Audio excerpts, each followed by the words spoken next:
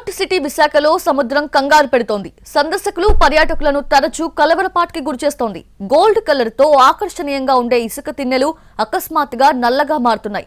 ఇది కొత్త కాకపోయినా ఇటీవల కాలంలో ఎక్కువ రోజులు బ్లాక్ శాండ్ కనిపించడంతో స్థానికులకు కీడు శంకిస్తోంది. ఇంతకీ విశాఖ తీరంలో ఎందుకీ మార్పులు సంభవిస్తున్నాయి?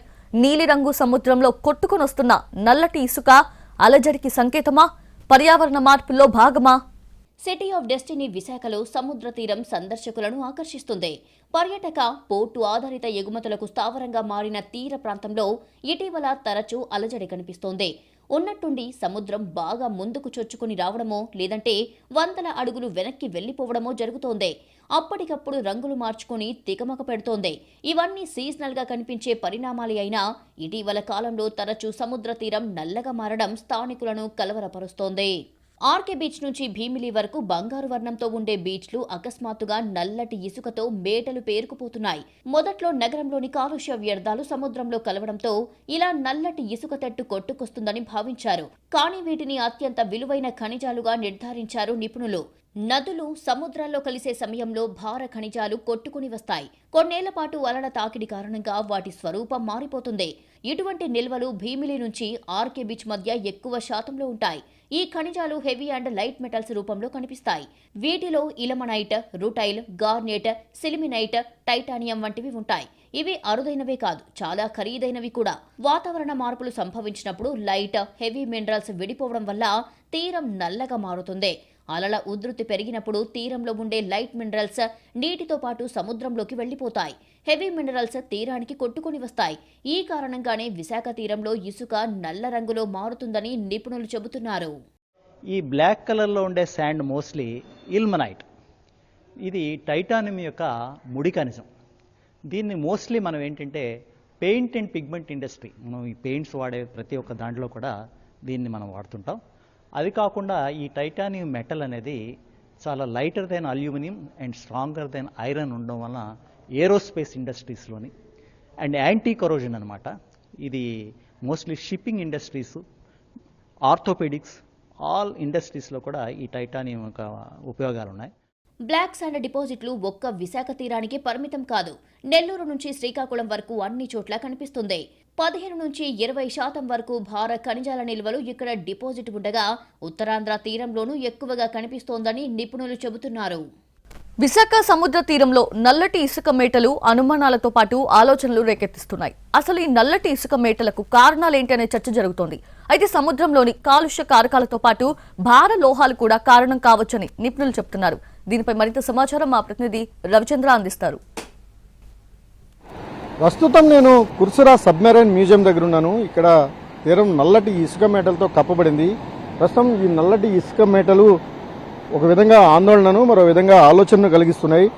మిగిలిన చోటంతా గోల్డ్ కలర్లో ఉండే ఇసుక తిన్నెలు ఈ ప్రాంతంలో మాత్రమే ఎందుకు నల్లగా మారుతున్నాయి అనేది, నల్లగా మారిన ఈ ఇసుక ఎంత లోతుగా ఉందనేది చూడొచ్చు. ప్రస్తుతం ఇది దాదాపుగా పూర్తి స్థాయిలో నల్లగా మారిన ఇసుకకు సంబంధించిన ఆనవాళ్లు.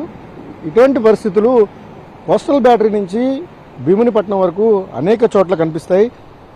ఎక్కడెక్కడ స్ట్రెచ్గా మనకుందో, అలల తాకిడి ఎక్కడ ఎక్కువగా ఉంటుందో ఆ ప్రాంతాల్లో ఇటువంటి నల్లటి ఇసుక మేటలు రావడం మనం గమనించవచ్చు.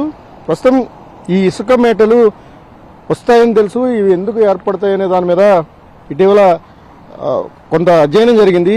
ప్రధానంగా ఇసుక మేటలు నల్లగా మారడానికి ప్రధాన కారణం ఎంతకాలం ఇది పొల్యూషన్ అనో లేకపోతే కలుషిత జలాల కారణంగా ఈ విధంగా ఒడ్డుకి కాలుష్యం కొట్టుకుని వచ్చినప్పుడు నల్లగా మారుతున్నాయని భావించినప్పటికీ ఇవి సముద్రంలో లభించే కొన్ని రకాల ఖనిజాలుగా నిర్ధారించారు.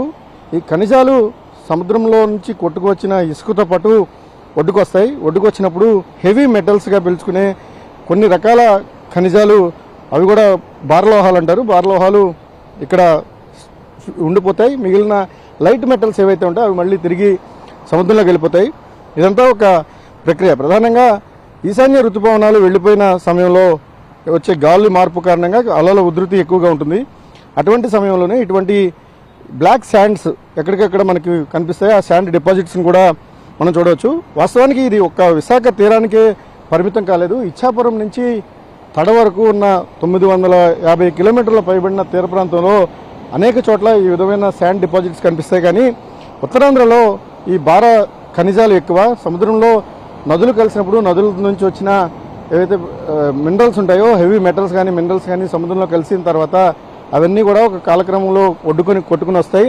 ఈ విధంగా కొట్టుకు వచ్చిన భారలోహాలు ఇసుకతో కలిసిపోయినప్పుడు ఈ విధమైన శాండ్ డిపాజిట్స్ ఏర్పడుతుంటాయి.